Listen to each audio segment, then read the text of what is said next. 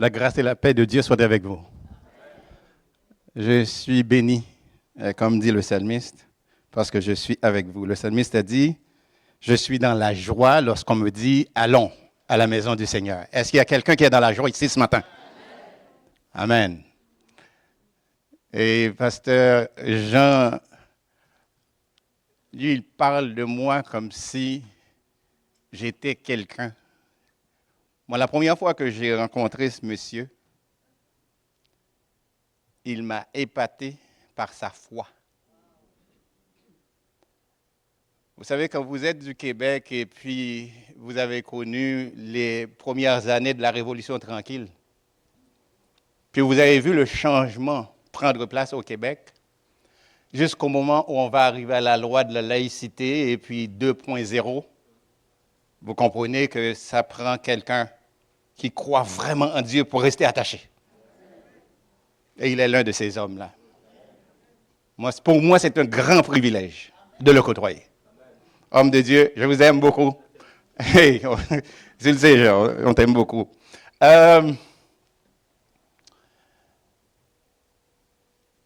Mon parcours m'aide à comprendre Jean davantage parce que sa foi dépasse les limites.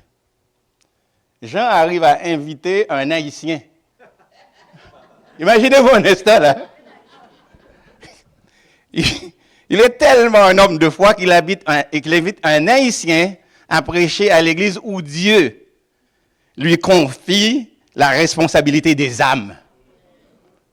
Comprenez bien, là, mon accent va vous dire que peut-être que je vais dire un mot que vous ne comprenez pas.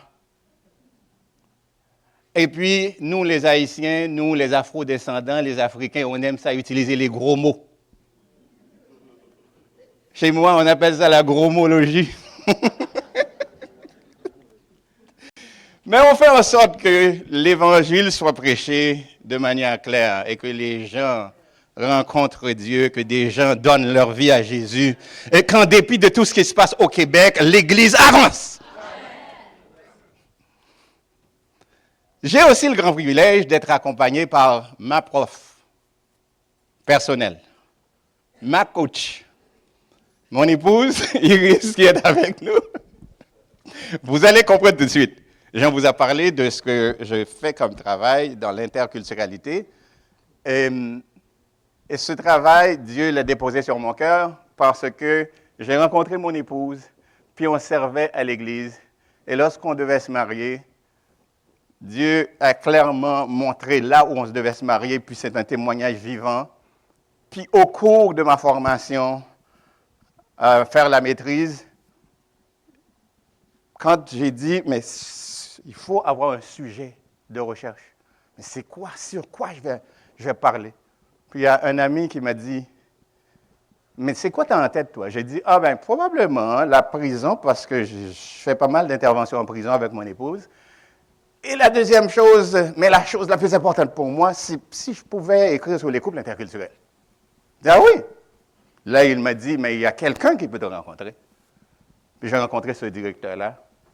Par la grâce de Dieu, on a travaillé et on a produit un document qui est en ligne, que vous pouvez lire si vous voulez. Allez en ligne, vous entrez mon nom sur Google, vous allez voir. Un travail que Dieu nous a permis de faire, la pastorale des couples interculturels en milieu ecclésial québécois.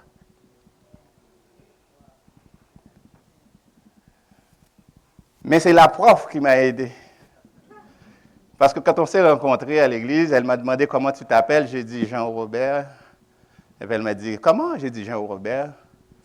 Elle de répondre comment s'écrit ton nom? Elle dit comme s'il y a un W dans ton nom quelque part. Est-ce que Robert, c'est W? J'ai dit mais non, R. Elle m'a dit mais non, Jean-Robert. Ah bon. Alors, à partir de ce moment-là, moi, je sais comment prononcer mon nom au Québec. Jean-Robert Edmond. Bon. Alors, merci pour l'accueil. Merci à Francine qui a conduit la louange. On était bénis. Je vous dis merci les musiciens. On en a besoin à l'Église. L'Église a besoin de musiciens. Musiciens de tout calibre. Je dis merci à quelques amis qui sont venus. Les invités que tu as vus, Jean, Ce sont des invités de cœur. Ce sont des frères et sœurs. On se tient dans la parole et on continue à servir Dieu. Et vous savez, j'arrive aujourd'hui avec un message qui me brûle, mais c'est un message qui est très personnel. Peut-être que vous voyez le sujet, comment marcher avec Dieu, quand ça? Aujourd'hui. J'aimerais vous inviter à réfléchir sur aujourd'hui. Ça peut être aujourd'hui par les temps qui courent. Aujourd'hui au Québec, là où on ne veut pas parler de Dieu. Là où on te dit, même ton Dieu, entre guillemets, c'est personnel, mais il ne faudrait pas prier dans la rue, il ne faudrait pas en parler à ton travail, il faut garder ça pour toi. Si c'était seulement ça, on serait content, Jean et moi, on en parle souvent. Mais c'est parce que, selon la définition de la laïcité, c'est qu'on devrait vivre et laisser vivre. Donc j'ai ma foi, je peux vivre ma foi. Puis tu me laisses vivre ma foi. Puis je t'adresse l'évangile, si tu veux accepter Jésus, tu acceptes Jésus. Si tu ne veux pas accepter Jésus, tu as le choix de passer l'éternité avec Dieu ou l'éternité sans Dieu. Juste ayez en tête le jeune homme riche. Jésus lui a dit, va, vends tout ce que tu as et reviens à moi. Il est parti tout triste. Il n'est pas revenu. Dieu est un gentleman. Il se présente, puis la porte là où tu vis, ça doit s'ouvrir de l'intérieur. C'est toi qui dois ouvrir ton cœur. C'est toi qui dois ouvrir la porte et laisser entrer le roi de gloire. Lorsque tu ouvres la porte, le roi de gloire va faire son entrée et ta vie ne sera plus jamais la même. Tu ouvres la porte et tu peux prendre la décision de marcher avec le roi de gloire. Le texte que je vous invite à suivre avec moi, parce que si vous avez une Bible, c'est Genèse, le chapitre 5. Si vous n'avez pas de Bible, je vais lire. Et je crois qu'elle est ça. Elle est déjà là. Et tu es trop efficace, toi. Le texte dit ceci, au verset 21. Enoch, âgé de 65 ans, engendra Méthusélah. Enoch, après la naissance de Méthusélah, marcha avec Dieu 300 ans. Il engendra des fils et des filles. Tous les jours d'Enoch furent de 365 ans. Enoch marcha avec Dieu. Disons, Enoch marcha avec Dieu. J'aimerais entendre quelqu'un là. Enoch marcha avec Dieu. Puis il fut plus parce que Dieu le prit. C'est le verset 24, comme vous voyez dans le texte qui m'intéresse. Je vais mettre l'accent sur marcher avec Dieu. Il faut comprendre que ce texte est intercalé, est placé entre le meurtre. Caïn a tué son frère Abel. Ce meurtre-là précède, ce texte précède la vie d'Enoch. Il faut comprendre que Enoch va avoir un fils qu'il appelle Méthusélah. Si vous lisez dans les Bibles que les Français ont influencées, vous allez voir Méthusalem, mais c'est le nom hébreu Méthusélah qui nous intéresse. Le texte nous dit, Enoch, après la naissance de Méthusélah, marche avec Dieu 300 ans. Et donc, ça nous dit quelque chose. Il avait 65 ans quand Méthusélah a pris naissance. Et il a commencé à marcher avec Dieu après la naissance de Méthusélah. Autrement dit, avant la naissance de Méthusélah, quelque chose se passait. Dans la vie d'Enoch, avant la naissance de Méthusélah, ce n'était pas tout à fait Dieu qui primait. Il y avait d'autres choses qui le préoccupaient. Et pour comprendre ce qui le préoccupait, je vais lire une portion que vous n'avez pas. Il faut aller plus loin. Les textes concordent très bien. En Genèse 24, versets 25 et 26, il est dit ceci. Adam conçut encore sa femme, connut encore sa femme, et sa femme conçut un fils et l'appela du nom de Seth. Car, dit-elle, Dieu m'a donné un autre fils à la place d'Abel que Caïn a tué. Seth eut aussi un fils et l'appela du nom d'Énoch. C'est alors que l'on commença à invoquer le nom de l'Éternel. Vous êtes avec moi? Et donc, ça veut dire que je suivais le message de Pasteur Jean, et puis il parlait justement du mot péché, et puis les gens tremblent quand on dit péché. Oui, on le dit encore aujourd'hui. Péché, et il avait raison de dire manquer la cible, tu peux manquer la cible à tous les niveaux. Parce que tu peux manquer ton mariage, tu peux manquer ton enfant, tu peux manquer ta vie éternelle, tu peux manquer beaucoup de choses dans ce monde. Dieu a clairement dit au couple, vous pouvez manger tout, de tout ce qui existe ici, excepté l'arbre qui se trouve au milieu du jardin, l'arbre de la connaissance du bien et du mal. Ils se sont laissés influencer par l'ennemi et ils ont mangé de l'arbre de la connaissance du bien et du mal. Et à partir de ce moment-là, la sentence, c'était clair, le jour où vous en mangerez, vous mourrez. Puis parce qu'ils en ont mangé, ils ont empoisonné toute la création. Vous savez, mes bien-aimés, la désobéissance à la parole de Dieu, dire qu'on sait beaucoup mieux que Dieu, ça amène pas mal de douleurs, de souffrances à l'humanité. Aujourd'hui encore, on paye, vous et moi, les conséquences de cette décision d'aller à l'encontre de ce que Dieu avait ordonné. Résultat immédiat, déchirement au sein du couple. Adam accuse son épouse Ève.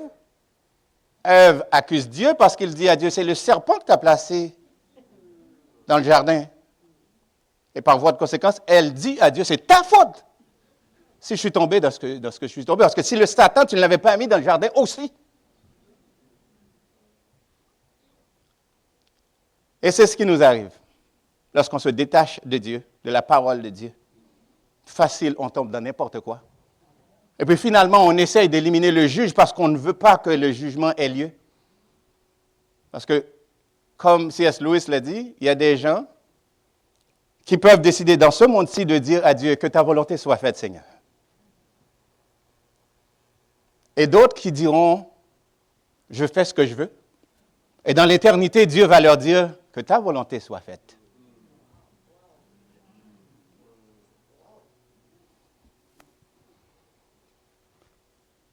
Enoch va sortir d'une autre lignée, pas de la lignée de Caïn. Dieu va susciter un autre fils à Adam et à Ève parce que dans son plan, il veut sauver l'humanité. Et malgré le péché, Dieu a décidé de restaurer la création, de restaurer l'homme, de permettre à l'homme de s'approcher de lui et de l'appeler Abba, Papa. Relation de cœur, papi, comme Julie appellerait son père. J'ai aimé ça vous voir ce matin. Seth prendra naissance. Et de Seth, ses descendants, on va trouver Jéred dans le verset 18. Et le verset 21, Enoch prend naissance. Et on nous dit que Enoch marcha avec Dieu. Autrement dit, marcher avec Dieu, c'est un choix, c'est une décision. Et pour marcher avec Dieu, ça prend plusieurs éléments, mais je veux partager avec vous 3 éléments. Ça prend absolument une constance, mais ça prend de la patience et ça prend de la confiance. Enoch a marché avec Dieu pendant 300 ans, pas pendant 300 jours, pas pendant 300 minutes, 300 semaines. Ça nous parle de la qualité de foi qu'Enoch avait en Dieu. Il comprenait que sans Dieu, il n'y a absolument rien. Hors de Dieu, il n'y a pas de salut. Hors de Dieu, il n'y a pas de vie. Hors de Dieu, le psalmiste nous a dit, son âme est desséchée. Je ne sais pas si ça t'est déjà arrivé d'être avec Dieu et d'abandonner, d'éviter de prier, d'éviter de lire sa parole et d'éviter de développer cette proximité avec lui. Arrivé à un certain moment, on le sent. On sent qu'on est vide. Il nous manque quelque chose. Mais la beauté de l'Évangile, c'est que tu peux t'approcher de lui n'importe quand. Tu peux partir, aller très loin. Et tu reviens quand tu veux. Tu trouveras papa qui t'attend les bras ouverts pour t'accueillir, pour te recevoir. Enoch, pendant 300 ans, il a marché avec Dieu. Et peut-être que vous ne savez pas, Enoch, il n'est pas connu pour avoir, par exemple, bâti l'arche.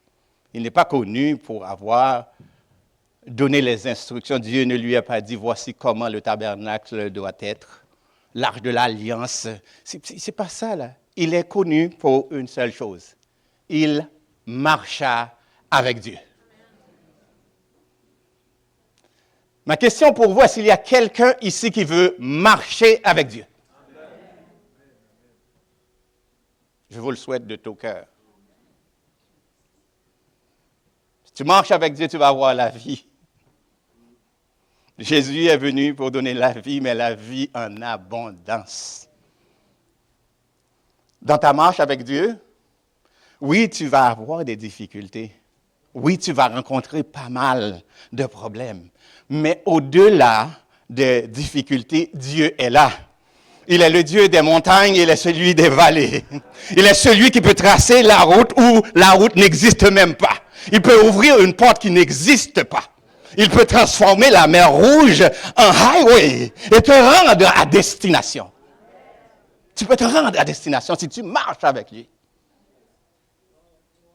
Essaye de ne pas laisser les événements te secouer parce que les événements vont arriver. Jésus a dit à ses disciples, vous aurez des tribulations dans le monde, mais prenez courage, j'ai vaincu le monde. Nous, serviteurs et servantes de Dieu, on ne lutte pas pour juste gagner le combat, on lutte dans la victoire de Jésus.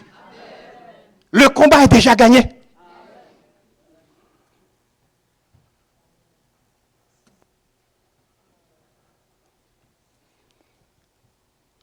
Ça prend une constance. Et il y a des textes qu'on n'a pas. Jean et moi, même si on lit, il faut acheter les livres qui ne sont pas dans le canon biblique. Parce qu'il y a le livre d'Élie qui existe. Il y a le livre d'Enoch qui existe. Comment on va comprendre que le livre d'Enoch existe? Je vais vous le dire tantôt, mais avant, je vais vous dire, on a un super verset qu'on cite tout le temps. Hébreux, chapitre 11, le verset 6. Savez-vous que ce verset, c'est à partir de la vie d'Enoch qu'on l'explique? Il faut voir Hébreux, chapitre 11. Hébreux, le chapitre 11, je vais le lire pour vous. Parce que le verset 6, là, il y a le verset 5 qui vient avant, qui dit exactement ça. Le verset 5 dit, c'est par la foi qu'Enoch fut enlevé pour qu'il ne voie point la mort. Il ne parut plus parce que Dieu l'avait enlevé. Car avant son enlèvement, il a reçu le témoignage qu'il est agréable à Dieu.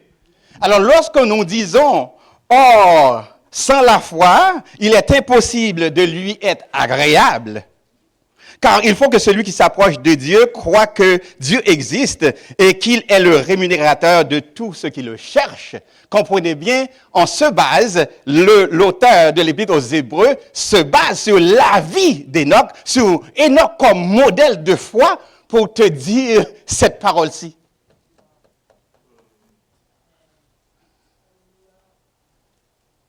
Et quand j'ai dit tantôt, Enoch était prophète, puis il y a le livre d'Enoch qui existe, comment se fait-il que Jude, le frère de Jésus qui est devenu chrétien après la mort de Jésus, après la résurrection de Jésus, c'est un frère de Jésus, frère de sang, qui va écrire ça. Après la résurrection de Jésus, Jude va parler et il mentionne Enoch, les versets 14. Au moment où Jude fait référence à la fin qui va arriver, mais il a dit, il y a eu une fin. Si le monde pense que ça ne va pas arriver, il se trompe. Parce qu'il y a eu une fin déjà. Dieu a préservé la création en gardant Noé et sa famille. Et je n'ai pas le temps pour lire tout le texte, mais vous lirez, Jude, les versets antérieurs, c'est malheur à eux, car ils ont suivi la voie de Caïn. Ils sont jetés par un salaire dans les garments de Balaam. Ils sont perdus par la révolte de Corée, etc. Verset 14. C'est aussi pour eux qu'Enoch, le 7e Adam, a prophétisé en ces termes. Voici, le Seigneur est venu avec cette myriade pour exercer un jugement contre tous et pour faire rendre compte à tous les impies parmi eux, etc., etc. Donc, il est prophète, il reçoit une parole de Dieu avant que le déluge ait lieu. Enoch avait déjà averti les gens qu'il va avoir un déluge, qu'il va avoir un jugement. Ils l'ont ignoré. Mais lui, il a marché dans la constance. Et Enoch, mon deuxième point, pour te dire que oui, tu pries, tu sers Dieu jour après jour, tu continues. Il y a des gens à cette église qui sont là. Pasteur Jean n'était pas encore pasteur, vous étiez ici, vous continuez. Il y a des événements qui ont pris place, vous êtes encore là à servir Dieu. Le Seigneur vous dit, il vous honore. Restez accrochés à lui. C'est important de continuer. J'ai vu une dame qui rentrait ce matin et puis Jean m'a dit, on l'a honorée, elle a 97 ans. Imaginez-vous, 97 ans.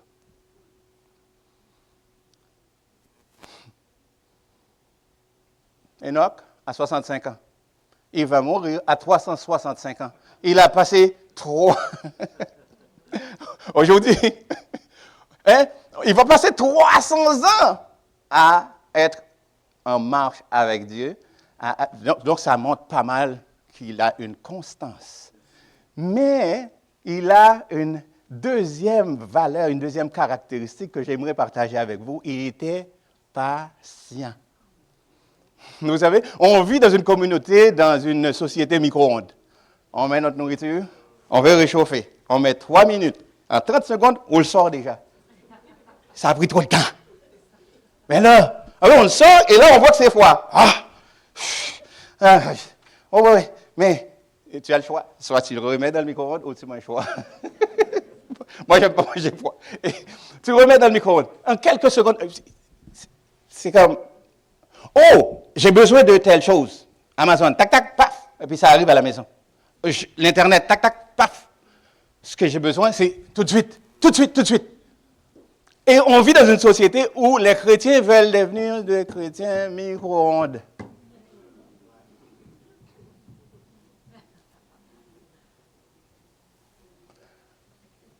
Pour Enoch, la patience a une valeur extraordinaire.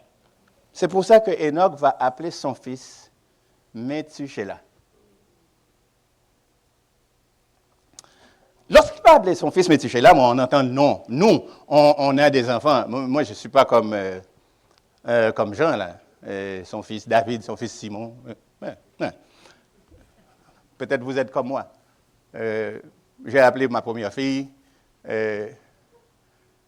d'un anagramme que j'ai fait. J'ai appelé Malaïka, notre fille, Malaïka, comme ange, etc. Au moins, on était beaucoup plus inspirés, là.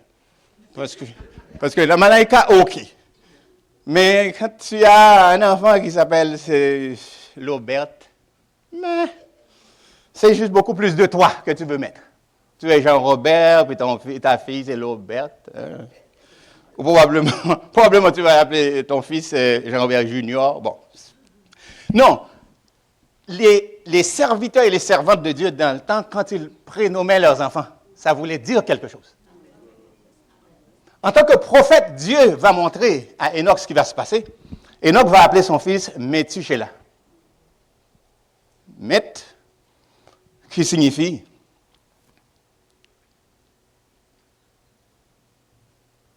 mort, et Shelah, qui signifie envoyé. Donc, son nom au complet, à sa mort, ce sera envoyé. Et donc, imaginez-vous, monsieur et madame Enoch, qui ont leurs enfants Métusélah, qui savent qu'à sa mort, le jugement sera envoyé. Et ça leur prenait beaucoup de patience pour être avec cet enfant-là, prendre soin de cet enfant. Faites attention parce qu'ils veulent vivre longtemps. Mon épouse et moi, on en parlait, là. Ils veulent vivre longtemps. Ce n'est pas seulement nous là, qui voudrions vivre longtemps, eux aussi. Donc, quand Métusélah avait une grippe, pas de COVID. S'il meurt, là, c'est le jugement qui sera envoyé. Et on sait que c'est le jugement, et puis c'est effacé, tout le monde. Et donc, ils ont fait en sorte que, pendant toute leur vie, pendant, disons, la vie de Madame Enoch, et Enoch, pendant qu'il était encore sur terre, il a fait tout ce qu'il pouvait pour garder Métusélah en vie. Dans la patience, il est là avec son enfant. Il marche avec son enfant. Il aide son enfant à rentrer dans les voies de Dieu. Vous savez, lorsque nous regardons et puis nous disons, oh, Métusélah, mais les théologiens nous disent ceci, c'est Métusélah qui a vécu beaucoup plus longtemps que tout le monde, 969 années. À la mort de Métusélah, le déluge est arrivé. Et vous avez fait le lien. C'est que les anges déchus ont pris des filles des hommes pour femmes. Ils ont accouché des géants, ils ont donné naissance aux géants. Ce que je vous dis là, c'est une interprétation qui est assise, parce qu'il y a plein d'interprétations pour le texte Genèse chapitre 6. Mais ce sont ces géants qui vont influencer l'humanité, qui vont amener l'humanité à la débauche totale, au point où Dieu va dire, en Genèse chapitre 6, jusqu'au les premiers versets, il est mécontent avec la création pour ce qu'il voit devant lui. Il veut juste arrêter tout ça. Lorsque les hommes eurent commencé à se multiplier sur la surface de la terre et que les filles leur furent nées, les fils de Dieu, anges déchus, virent que les filles des hommes étaient belles et ils les prirent pour femmes. Et là, Dieu va arriver pour dire, mon esprit ne sera plus jamais dans l'homme. Et Dieu sanctionne parce qu'il va dire à Noé, dis aux gens, ceux qui veulent se sauver, ils doivent entrer dans l'arche. Est-ce qu'il y a quelqu'un qui veut entrer dans l'arche? Amen. L'arche aujourd'hui pour nous, c'est Jésus-Christ, le Seigneur crucifié. Et peut-être que la patience d'Enoch, toi et moi, peut-être qu'on ne l'a pas. Peut-être qu'on ne l'a pas. Mais Jésus nous invite à être patients. Jésus va même, avant de ressusciter Lazare, de prendre son temps Parce qu'il y a des choses que Dieu veut faire dans ta vie pour que sa gloire se manifeste. Il va falloir que tu fasses face à des difficultés quand il agit pour que toi, tu ne prennes pas le crédit. Je ne sais pas si ça t'est déjà arrivé, tu veux faire quelque chose, il y a quelqu'un qui veut t'aider. Son auto tombe en panne. L'autoroute est bloquée. Et Dieu intervient directement. Il fait son œuvre et à ce moment-là, toute la gloire lui revient.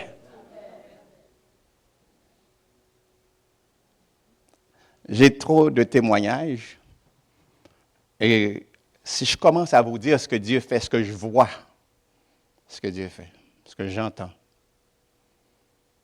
Vous savez, je travaille dans le milieu hospitalier comme intervenant en soins spirituels auprès des mourants. Dans les CHSLD, je partage avec les gens souvent, des gens qui disent « j'étais chrétien, j'étais croyant ». Et on voit que ce sont des aînés. Je dis, qu'est-ce que vous voulez dire? Ben monsieur, vous êtes au Québec, la Révolution tranquille.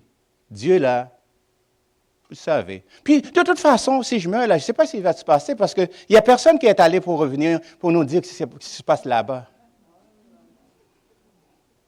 Et je leur dis, il te sera fait selon ta foi.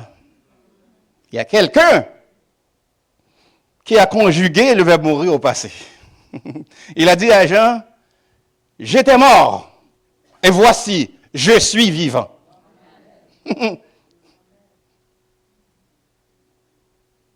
C'est ce Jésus qu'on définit, celui qui était, qui est et qui vient. Si ta foi est ailleurs, peut-être tu ne sais pas où tu iras. Peut-être tu ne sais pas ce qui va se passer, mais si tu as la foi en Dieu, avec la constance, tu t'approches de lui, avec la patience, tu attends qu'il fasse son œuvre dans ta vie, tu ne t'attacheras pas aux nouvelles, à ce qui se passe, et puis là tu es dépassé par les événements, tu es déprimé, anxieux, anxieuse et découragé. Il y a un Dieu qui décide de dire « Je suis l'Éternel, ton Dieu ».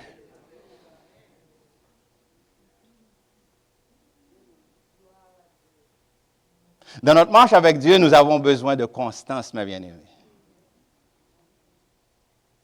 La constance de continuer à être proche de lui même lorsque ça va mal. Même lorsque les mauvaises nouvelles arrivent. Et lorsqu'on est constant, ça va nous amener à une autre étape parce que ça nous dit, parce qu'il est Dieu, je vais attendre calmement. Mon temps n'est pas son temps. Il intervient en son temps. Amen. Et tout ça, si on les a, Dieu va faire un travail en nous.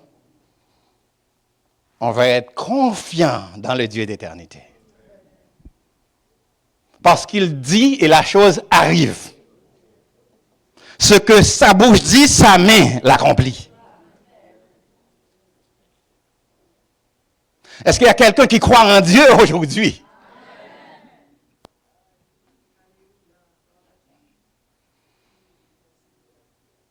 Vous voyez, j'en connais mon témoignage, vous ne savez pas c'est quoi mon témoignage. Je vais ajouter un dernier mot et puis je vais terminer. Vous nous voyez, mon épouse et moi? Elle m'a toléré pendant plus de 17 ans. Je vous le dis, là, c'est pas facile d'être la femme de Jean-Robert Edmond. Amen.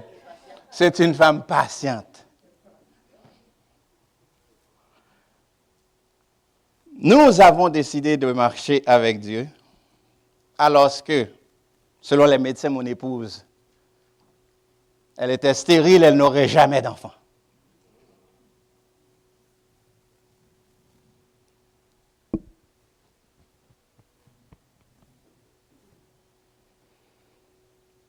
Nous avons décidé, au moment où il y avait un appel pour des maisons hautes pour recevoir les membres de l'Église qui voulaient participer à une activité de jeûne et de prière de 6 à 18 chaque mardi. On a dit on va accueillir les gens chez nous.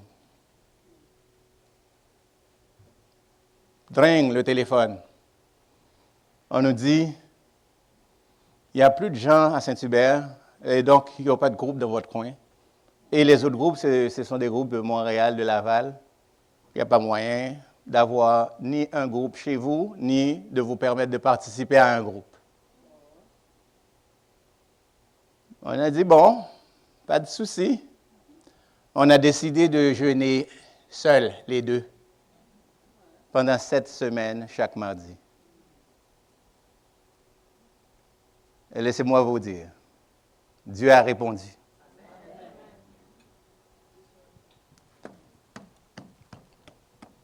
La stérile a enfanté. La stérile a enfanté 3 fois.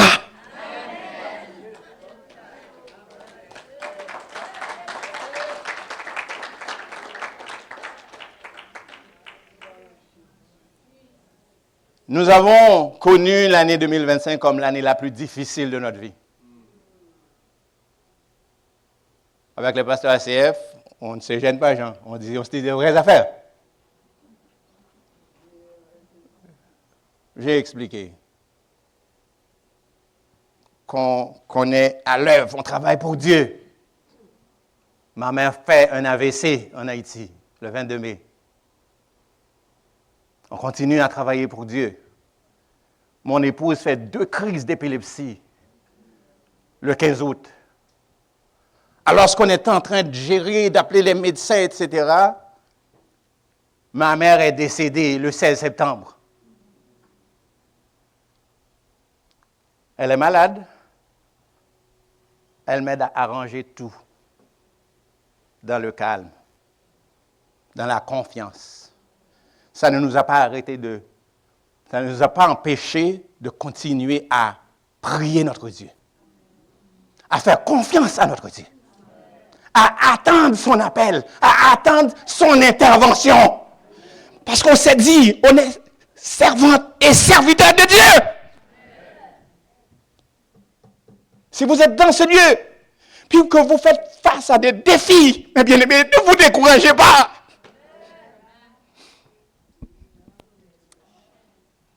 Il y a un Dieu qui va intervenir dans ta situation en son temps. Et tu auras un témoignage vivant pour dire c'est l'Éternel qui est Dieu. Nous, lorsque nous parlons, lorsque nous voyons, nous sommes encore vivants.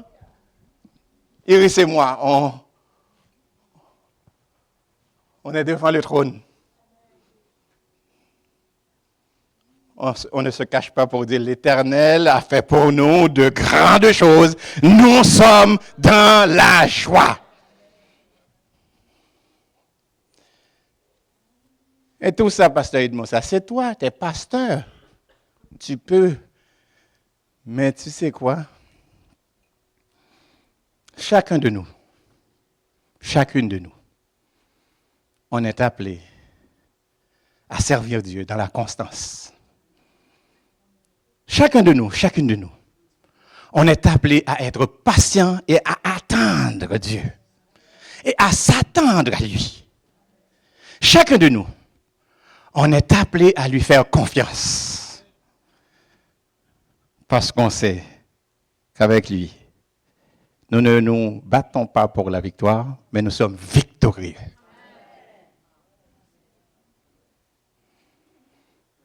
Est-ce qu'on peut se mettre debout? J'invite les musiciens à s'approcher.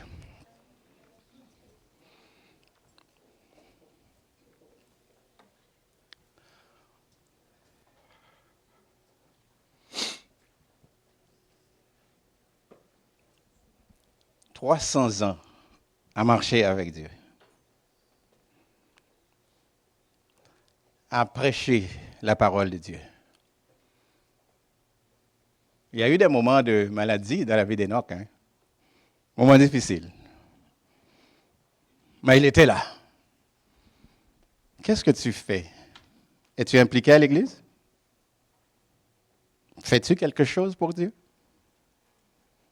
Est-ce que tu viens lorsque les réunions de prière sont là? Parce qu'il faut prier. Jésus pria régulièrement, quotidiennement. Nous avons besoin de prière.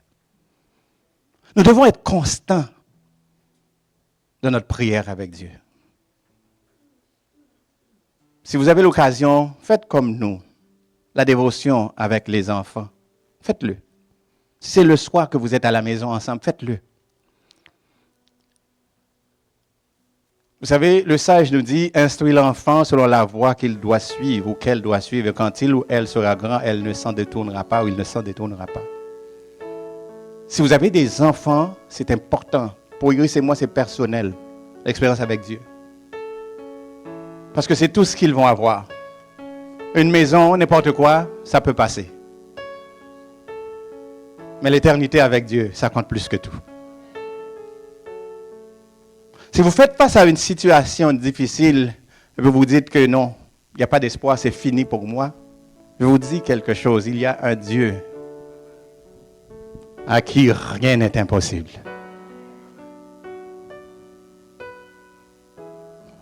Faites confiance à ce Dieu-là. Puis vous verrez comment sa gloire se manifestera dans vos vies. Prions le Seigneur. Dieu de gloire, Dieu d'éternité, nous sommes devant toi, Seigneur, pour te remercier pour ta parole. Merci. Merci pour Jean, pour le ministère que tu lui as confié. Merci pour ses enfants. Merci pour ses petits-enfants. Merci, Seigneur, pour chaque musicien, chaque musicienne, chaque chantre qui est impliqué à l'Église. Merci, Seigneur, pour chaque servante, chaque femme de prière, chaque membre de comité. Merci, Seigneur, d'avoir amené tout ce beau peuple ici, aujourd'hui, pour écouter cette parole. Et que, Seigneur, tu viennes les réconforter. Viens manifester ta gloire dans leur vie. Et aide-les, Seigneur, à t'honorer dans la constance, dans la patience et dans la confiance. Au nom de Jésus, notre divin Rédempteur. Amen. Le Seigneur vous bénisse.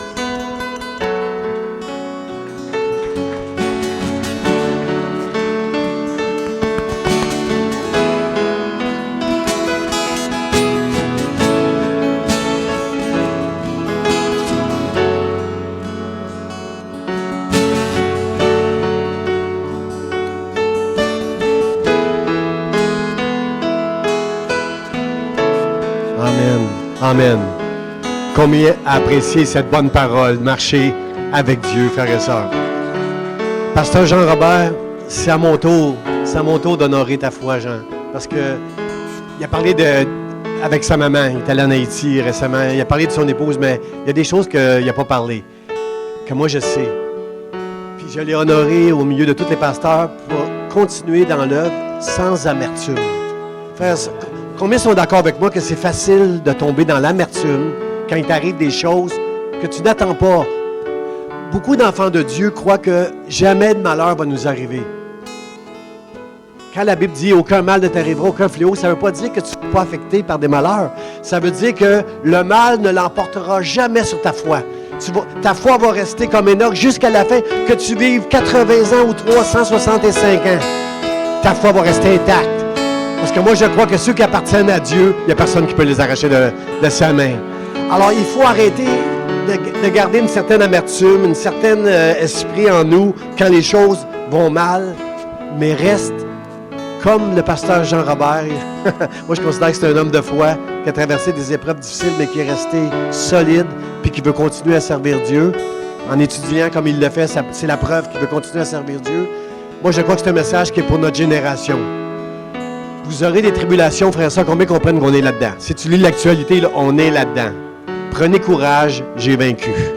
Le pasteur Jean-Robert l'a dit 3 fois, on a la victoire qui a été acquise par Jésus déjà. On est déjà dans la victoire. Mais il ne faut pas rester aveugle. Là. Oh, vous allez avoir des tribulations. Vous allez avoir des épreuves. Ça ira pas bien. Puis il y aura toujours un chrétien qui va vous dire, ça va bien aller, ça va bien aller. Comme dans le temps de la COVID, hein? On voyait plein d'affiches, ça va bien aller. Ça va pas si bien aller que ça. Mais ta foi doit rester intacte. Elle doit rester constante, patiente et confiante. jusqu'à la fin des temps. Combien veulent dire, je veux marcher avec Dieu, moi? Je veux marcher avec Dieu en ces jours. Aujourd'hui, je veux marcher avec Dieu. Amen. On va terminer avec ce chant, puis on va donner gloire à Dieu. Dans tes bras d'amour, dans tes bras d'amour, ben oui.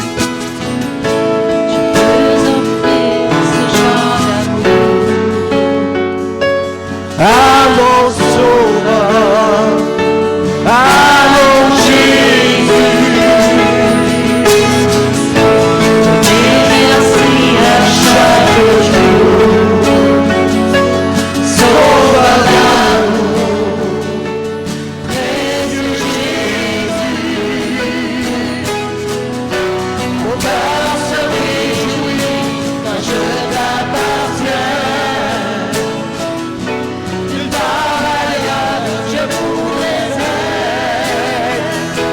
Dans tes bras d'amour, dans tes bras d'amour, serre-moi très fort, tout contre toi, dans tes bras d'amour. Je veux offrir ce chant d'amour à mon sauveur, à mon Jésus, te dire merci à chaque jour, sauveur d'amour, précieux Jésus, mon cœur se réjouit car je t'appartiens. Nulle part ailleurs je voudrais être dans tes bras d'amour, dans tes bras d'amour. Serre-moi très fort, tout contre toi. Serre-moi très fort, tout contre toi. Serre-moi très fort, tout contre toi. Serre-moi très fort, tout contre toi. Dans tes bras d'amour.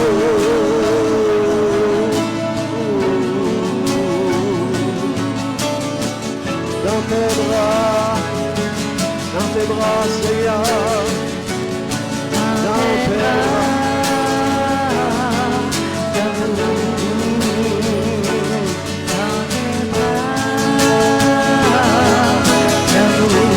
dans tes bras,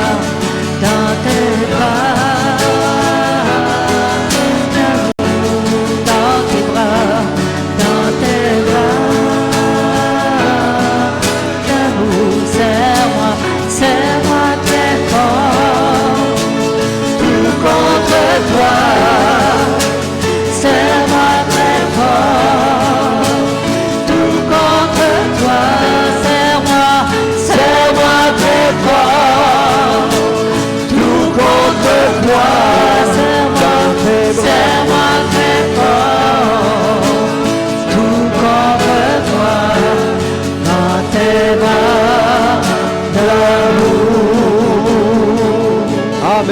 Amen. Gloire à toi. Gloire à toi, Seigneur.